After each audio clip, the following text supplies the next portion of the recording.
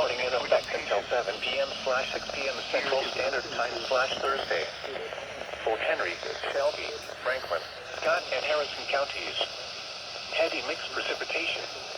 Additional sleet and snow accumulations of up to 1 inch and ice accumulations of around a quarter inch. Localized heavier amounts are possible. Power outages and tree damage are likely due to the ice.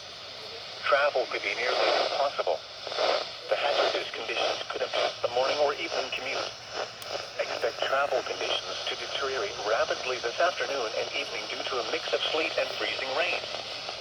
Scattered power outages will be possible overnight. If you must travel, keep an extra flashlight, food, and water in your vehicle in case of an emergency. In Indiana, for Indiana road conditions, please visit https://pws.trafficwise.org/PWS in Kentucky. For Kentucky road conditions, please visit https://milkykentucky.gov.